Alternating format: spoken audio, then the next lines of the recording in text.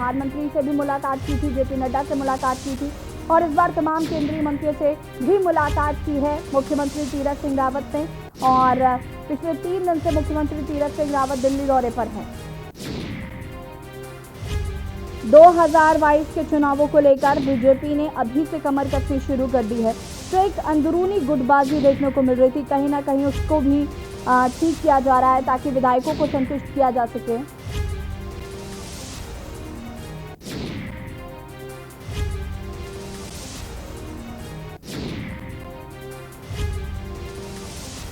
मुख्यमंत्री तीरथ सिंह रावत का दिल्ली दौरा।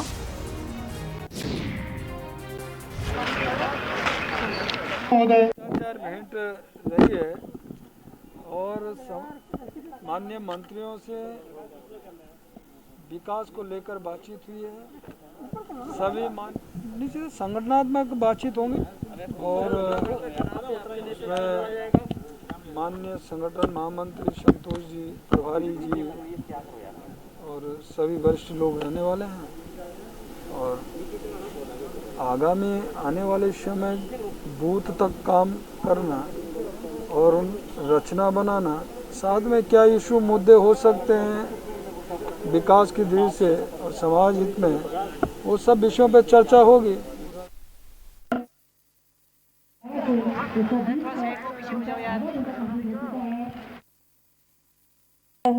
आपको बता दें कि देश की राजधानी दिल्ली में 3 दिवसीय दौरे में प्रधानमंत्री और केंद्रीय मंत्रियों से मुलाकात के बाद सूबे के मुख्यमंत्री तीरथ सिंह रावत देर शाम देहरादून के जॉली ग्रांट एयरपोर्ट पर पहुंचे, जहां कार्यकर्ताओं ने उनका जोरदार स्वागत किया और उन्होंने बताया कि दिल्ली में प्रधानमंत्री नरेंद्र मोदी के अलावा कई केंद्रीय नेताओं से मुलाकात में राज्य सर्वांगीण विकास को लेकर सकारात्मक चर्चा की गई।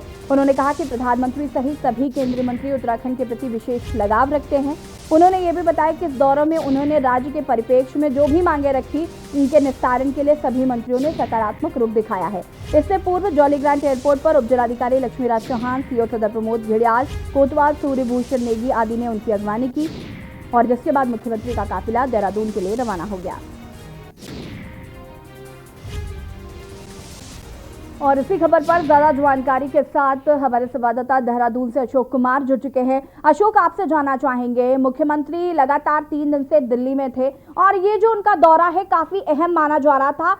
एक औपचारिक मुलाकात जरूर वहां पर उन्होंने की, लेकिन उसके साथ ही साथ उत्तराखंड को कैसे और विकसित किया जाए, इन तमाम मुद्दों पर भी उन्होंने चर्चा की। और जो उनकी मांगे रही, उनका ये साफ कहना था जब वो वापस लौटे हैं तो उन्होंने कहा है कि एक सकारात्मक बातचीत जो हुई है और जो उत्तराखंड को विकसित करने के लिए जो मांगे हमने रखी, उस पर भी एक सकारात्मक विचार जो है वो किया गया है। क्या कुछ जानकारी इसको लेकर?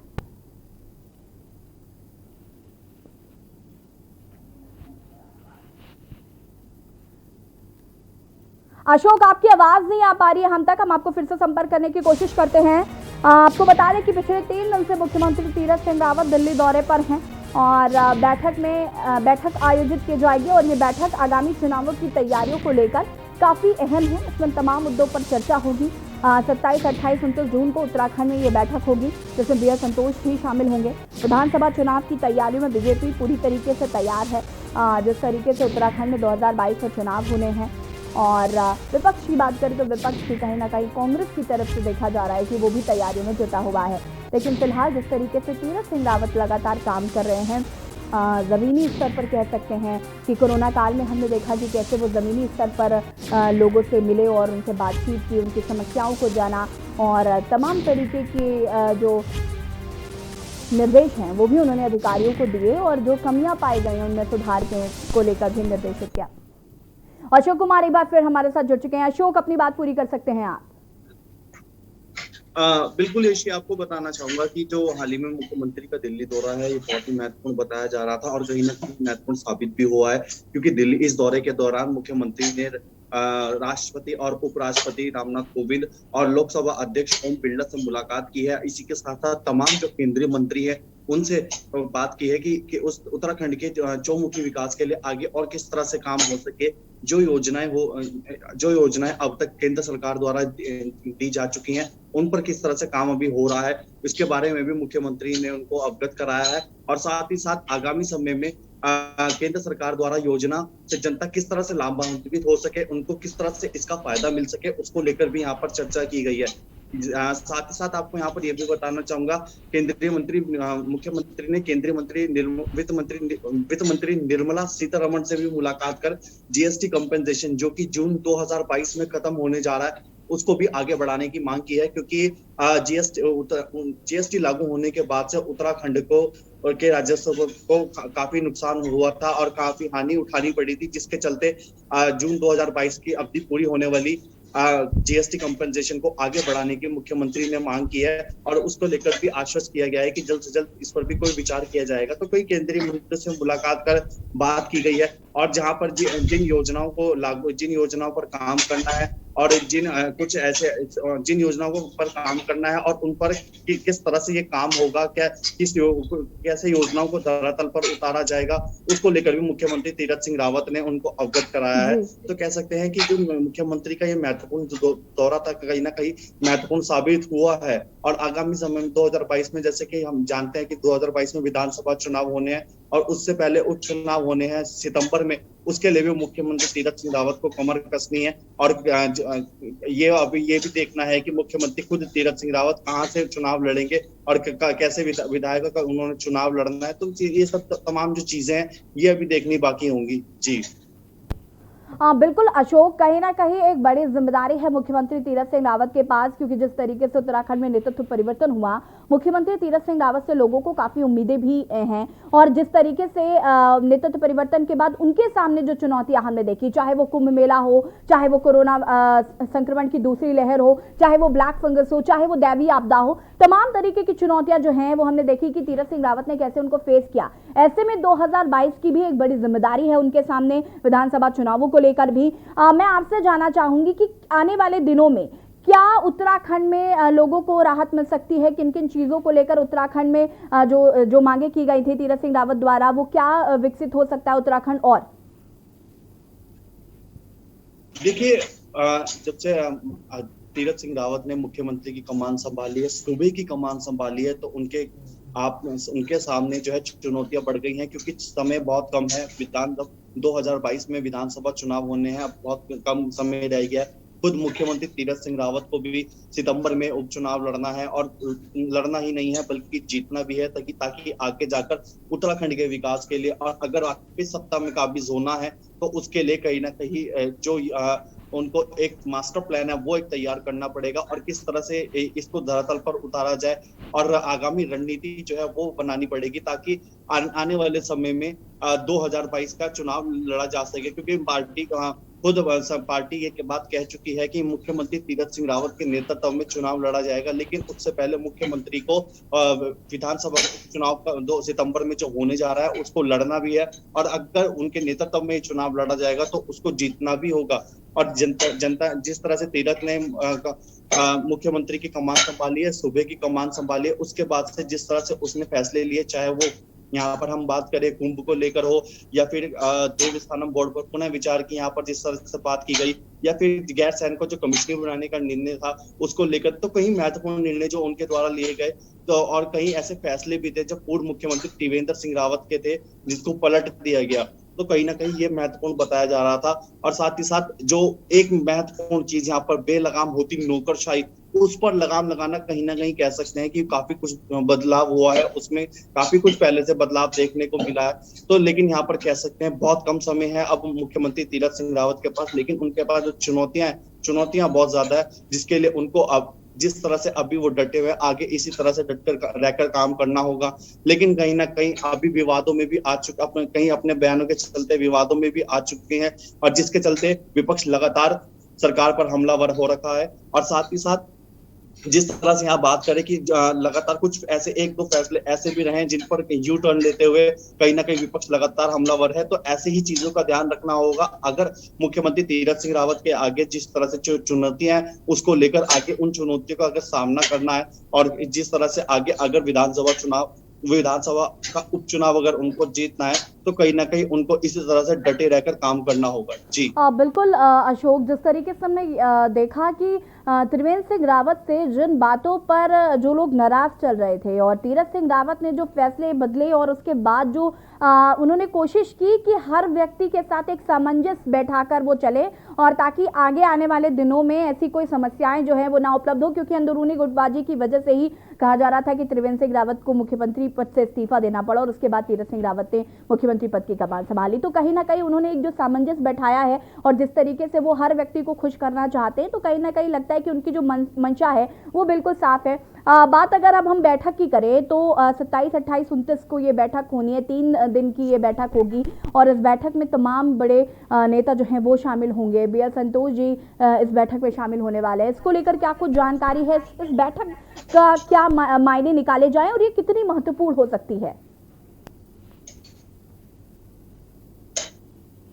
बिल्कुल यशी, आपको बता दूं आगामी 27, 28 और 29 में जो बैठक होने जा रही है बहुत ही महत्वपूर्ण बैठक बताई जा रही है, क्योंकि इसमें आगामी 2022 को लेकर जो चुनाव के विधानसभा चुनाव को लेकर रणनीति बनानी है, जिसमें कि प्रदेश महामंत्री संगठन महामंत्री BL संतोष और साथ ही साथ प्रदेश प्रभारी दुष्यंत गौतम भी इसमें मौजूद होंगे और तमाम कोई बड़े नेता है जो इस बैठक में मौजूद रहेंगे। और खुद BL संतोष और प्रदेश प्रभारी दुष्यंत गौतम जो संगठन के मंत्री हैं उनके साथ अलग अलग ग्रुपों में बैठक करेंगे और किस तरह से रणनीति बनाई जाए, विपक्ष के खिलाफ किस तरह से आगामी रणनीति बनानी है उसको लेकर बात करेंगे। क्योंकि 2022 का जो चुनाव है लगातार विपक्ष में, चाहे हम कांग्रेस की बात करें तो कांग्रेस लगातार जिस तरह से इस बार बड़े बड़े दावे कर रही है, तो कहीं ना कहीं उसको लेकर सरकार को किस तरह से रणनीति बनानी है ये साफ तौर पे ये देखना है अभी। लेकिन इस बार अब मौजूदा समय की बात करें तो इस बार 2022 में आम आदमी पार्टी भी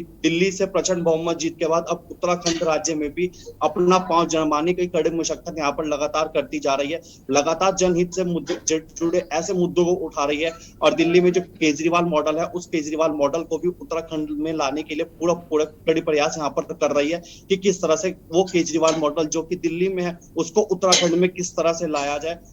लगातार उसी मॉडल पर रहकर अभी भी जनता के हित में काम कर रही है, ताकि 2022 में सीधा जो दावा कर रही है आम आदमी पार्टी की 2022 में होने वाला विधानसभा चुनाव सीधा आम बीजेपी और आम आदमी पार्टी के बीच में होगा। तो कहीं ना कहीं खुद आम आदमी पार्टी की भी अगर हम यहाँ पर बात करते हैं तो वो भी लगातार कड़ी मशक्कत कर रही है, लगातार जनहित से जुड़े ऐसे मुद्दे उठा रही है ताकि जो है कि जनता को किस तरह से अपना विश्वास जमाया जा सके। लगातार यहाँ पर अब बीजेपी की अगर हम बात करते हैं तो ये आगामी जो 27, 28 और 29 में होने जा रही जो बैठक है वो बहुत महत्वपूर्ण है, क्योंकि इस बार जो है कड़ी रणनीति बनानी होगी, क्योंकि सामने जो है विपक्षों में कांग्रेस के साथ साथ आम आदमी पार्टी भी है। जी अशोक, बिल्कुल कहीं ना कहीं मुख्यमंत्री तीरथ सिंह रावत का ये दौरा काफ़ी महत्वपूर्ण भी रहा और उम्मीद है कि आगे उत्तराखंड राज्य में तमाम जो चीज़ों की कमी देखने को मिल रही थी उनकी पूर्ति हो पाएगी। आप हमारे साथ लगातार बने रहिए, आपसे और भी जानकारी लेंगे।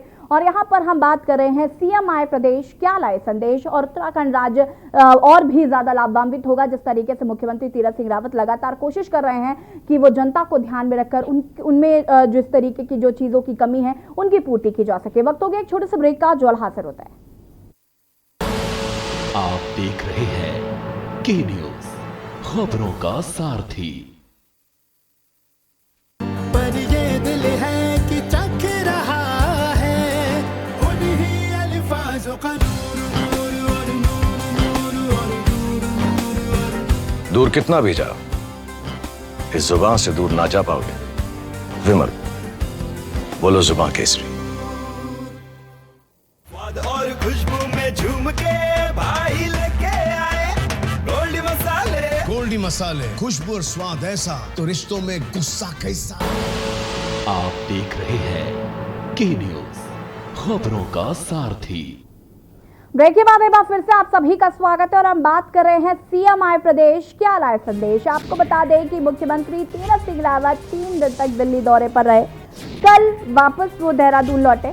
आपको बता दें कि आगामी 27, 28, 29 जून को एक बैठक होनी है और ये बैठक विधानसभा चुनाव के लिहाज से काफ़ी अहम और महत्वपूर्ण मानी जा रही है और लगातार हम इसी पर चर्चा कर रहे हैं। हमारे साथ अशोक कुमार जुड़े हुए हैं। अशोक, आप बहुत उत्तराखंड राज्य को बहुत करीब से जानते हैं, आप वहाँ पर रहते हैं, आपको पता है कि क्या समस्याएं ज़्यादा हैं। विपक्ष की अगर हम बात करें तो विपक्ष अब लगातार हमलावर हो रहा है। जब से नेतृत्व परिवर्तन हुआ कहीं ना कहीं उन्होंने इस मुद्दे को भी ढाल बनाकर रखा हुआ है। कि नेतृत्व परिवर्तन हुआ, 4 साल त्रिवेंद्र सिंह रावत रहे और उसके बाद अब तीरथ सिंह रावत हैं, तो कहीं ना कहीं ये एक मुद्दा उनके लिए रहा। और कोरोना काल की दूसरी लहर में अस्पतालों की जो कमी देखने को मिली, जो अस्पतालों की लापरवाही देखने को मिली, वो भी कहीं ना कहीं एक बड़ा मुद्दा विपक्ष के लिए इस वक्त बना हुआ है। आपके हिसाब से कौन से मुख्य बिंदु है जिन पर काम करने की जरूरत है, जिनको आगे बढ़ाने की जरूरत है? देखिए, बिल्कुल ही एक कहीं ना कहीं महत्वपूर्ण सवाल भी है, क्योंकि यहाँ अब उत्तराखंड राज्य की बात करें तो 20 साल उत्तराखंड राज्य को बने हुए हो गए हैं और 21वें साल में उत्तराखंड राज्य प्रवेश कर चुका है। लेकिन केवल एक मुख्यमंत्री ऐसे रहे 2002 में, एनडी तिवारी, जिन्होंने अपना 5 साल का कार्यकाल पूरा किया। उसके अलावा कोई भी मुख्यमंत्री अब तक ऐसे नहीं रहे जिन्होंने अपने 5 साल का कार्यकाल पूरा किया हो, चाहे वो त्रिवेंद्र सिंह रावत की बात करें या फिर अन्य कोई भी वरिष्ठ नेता मुख्यमंत्री पद पर रहते हुए, इन्होंने भी कोई भी अपना कार्यकाल अब तक पूरा नहीं कर पाया है। कहीं ना कहीं बहुत से ऐसे कारण हैं, कहीं ना कहीं लगातार विपक्ष जिस तरह से अब बात कर रहे हैं, यहाँ पर जो सवाल आपने मुझसे किया है पूर्व मुख्यमंत्री त्रिवेंद्र सिंह रावत का, तो उसको लेकर भी कहीं ना कहीं ऐसे जो कुंभ मेले के दौरान कई ऐसी बातें सामने आई, कई ऐसे जो उनके द्वारा निर्णय लिए गए कोरोना काल के दौरान, कहीं ना कहीं जो उससे संत है वो काफी नाराज हुए। उसको लेकर कहीं ना कहीं संतों में काफी आक्रोश देखने को मिला। साथ ही साथ बेलगाम होती नौकरशाही, ये इसके पीछे का एक बड़ा कारण रहा।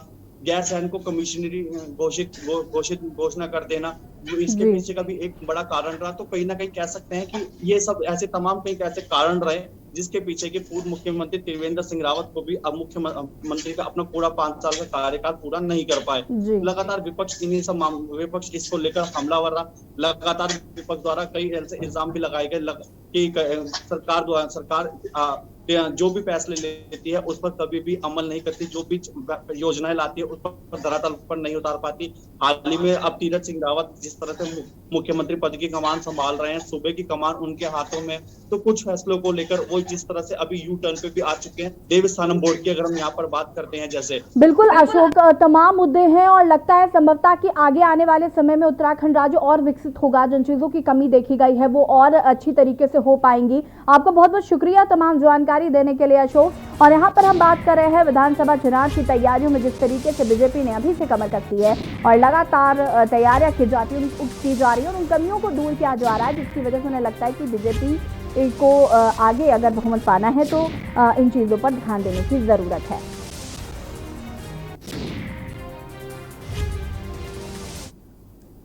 उत्तराखंड राज्य की आयु भले ही छोटी हो, लेकिन छोटी उम्र में ही ये राज्य कई बड़ी आपदाओं का साक्षी रहा है।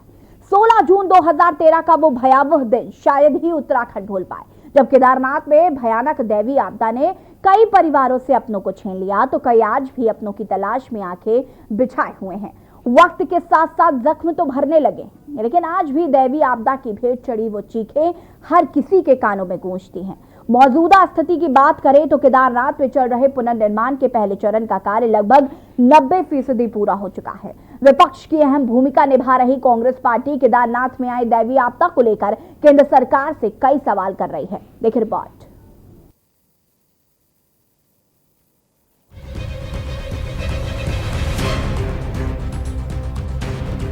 8 साल पहले कुदरत ने केदारनाथ समेत राज्य के पर्वतीय जिलों में जो तांडव मचाया था उसे याद करते हुए आत्मा कांप जाती है। केदारनाथ की जल प्रलय 4000 से अधिक लोगों को निगल गई। किसी ने सोचा भी नहीं था कि मंदाकिनी इतना विकराल रूप धारण कर लेगी। इस त्रासदी में लापता हुए लोगों के रिश्तेदार आज भी अपनों का इंतजार कर रहे हैं। जून 2013 में आपदा से केदारनाथ को खासा नुकसान हुआ। यहाँ मंदिर परिसर को छोड़ शेष पूरा क्षेत्र बाढ़ से तहस नहस हो गया था। जल प्रलय में 4400 से ज्यादा लोग मारे गए। बरसी है, दुख की इस घड़ी में हम उन सभी को याद करते हैं जो हमें छोड़ कर के चले गए। मैं उन सभी हुतात्माओं को नमन करता हूं और उनके परिवार वालों के साथ मेरी हार्दिक सहानुभूति है। इस हृदय विदारक त्रासदी से हमें सबक लेना चाहिए। अनावश्यक प्रकृति का दोहन जो है वो ठीक नहीं है। अगर हम ज़्यादा प्रकृति को एक्सप्लॉइट करेंगे तो इस प्रकार का जो श्राप का वातावरण है, इस प्रकार जो त्रासदी का मंजर है हमें देखने को मिलेगा। इसलिए धार्मिक आचरण करते हुए प्रकृति का दोहन ना करें और 2013 की त्रासदी से सबक लें, यही मेरा नम्र निवेदन है। आपदा से आए सैलाब को राहत कार्य के लिए हर किसी ने अपनी भूमिका निभाई। उन्हीं में से एक आपका दामन थामने वाले रिटायर्ड कर्नल अजय कोठियाल थे। पार्टी में शामिल होने के बाद रिटायर्ड कर्नल के न्यूज इंडिया से खास बातचीत में दिल दहला देने वाले उस मंजर के बारे में विस्तार से जानकारी दी। उन्होंने बताया कि आपदा में कई परिवार वालों ने अपने परिजन खो दिया, जिसके बाद से लोगों के मन में केदारनाथ का पुनः निर्माण करने और आस्था को फिर से जीवित करने जैसे कई सवाल खड़े हो गए। स्थानीय निवासियों और कई सुरक्षा विभागों की टीम के जुनून की वजह से केदारनाथ का पुनः निर्माण का आस्था को जीवित करने में सफल हो पाए। आज हमारे लिए भी थोड़ा एक अलग दिन है। ठीक 8 साल पहले आज के दिन सुबह 6:35 पर सबसे बड़ा सैलाब केदारनाथ को हिट करा था उसने, जिसे बोलते हैं गांधी सरोवर का टूटना। मेरे को याद है कि ये चीज़ तो हो गई, बहुत सारे लोगों ने अपने घर वाले खोए, बहुत सारे लोगों ने प्रयत्न करे लोगों को बचाने के लिए, बहुत सारे लोगों ने उसके बाद में कोशिश करी कि जो आस्था है इस मंदिर के ऊपर उसको कैसे हम दोबारा से अंतर्राष्ट्रीय लोगों के अंदर जो है उसे कैसे दोबारा से कायम करें। आज का वो दिन है जिसमें हम पक्का दिल से नमन करते हैं उन सबको जिन्होंने अपना बलिदान दिया, जो शहीद हुए, जो खत्म हुए यहाँ पे, और उन सबको याद करते हैं जिन्होंने इस केदारनाथ नवनिर्माण में, पुनर्निर्माण में एक स्ट्रांग टीम बन करके और पिछले 4-5 साल में पूरा का पूरा योगदान दिया है। इसमें कोई शक नहीं है। NIM की टीम तो थी, वहीं से एक ऑर्गेनाइजेशन बनी थी यूथ फाउंडेशन, उसकी टीम थी। बड़ा रोल था डॉक्टर्स का, बड़ा रोल था SDRF का, एडमिनिस्ट्रेशन का, DM का खुद बहुत बड़ा रोल था, और गांव वालों का बहुत बड़ा रोल था, घोड़े खच्चरों वाला का रोल था। आज उन सबको ना हमें जरूर याद करना चाहिए। आपदा के दौरान आए इस सैलाब ने उत्तराखंड के लोगों के मन में दहशत का माहौल पैदा कर दिया, जिसके चलते कांग्रेस ने केंद्र सरकार पर समय रहते मदद का हाथ आगे न बढ़ाने जैसे आरोप लगाने शुरू कर दिए थे। कांग्रेस का कहना है कि आपदा के कारण उत्तराखंड को 3 दिन भारी संकट से गुजरना पड़ा। लोग मरे, उनको हम श्रद्धांजलि अर्पित करते हैं। ऐसी आपदाएं ना आए, इसके लिए सरकार को लगातार सजग रहना चाहिए।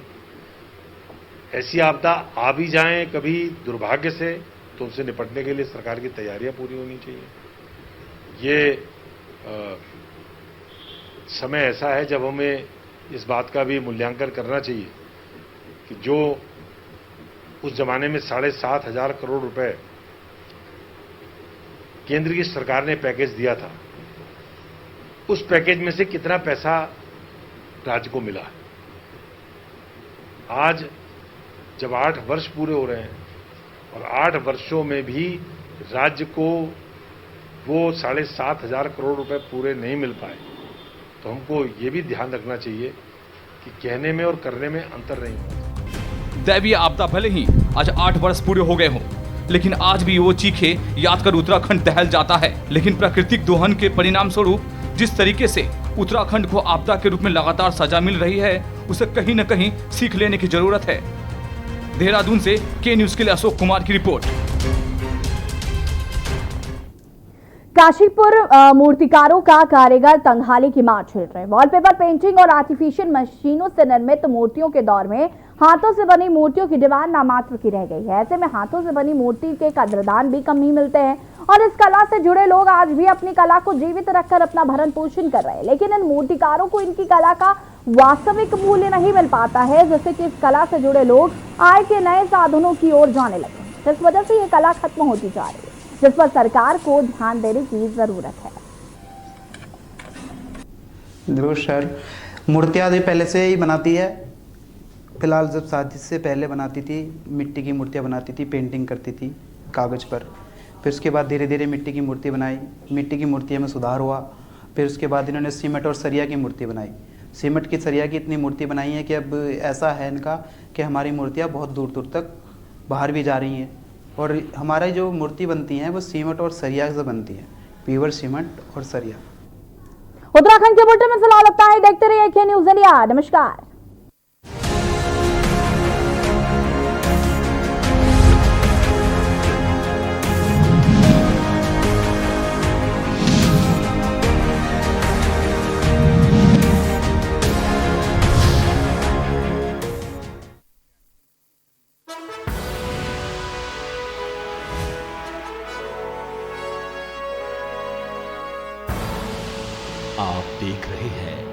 के न्यूज, खबरों का सारथी। जुबान के लिए उड़ चला गैरों की जमीन पर, खुशबू अपने पन की ढूंढता और दूर कितना भी जा, इस जुबान से दूर ना जा पाओगे। विमल, बोलो जुबान केसरी।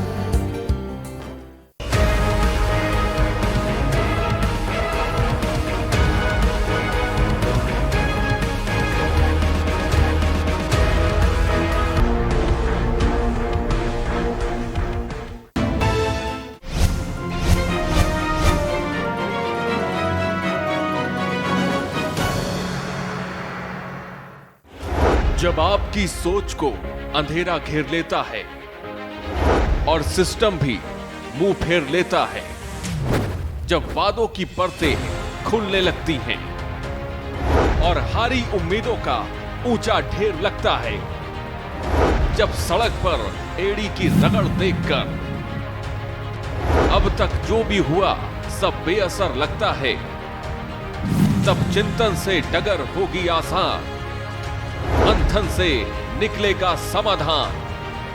मंथन।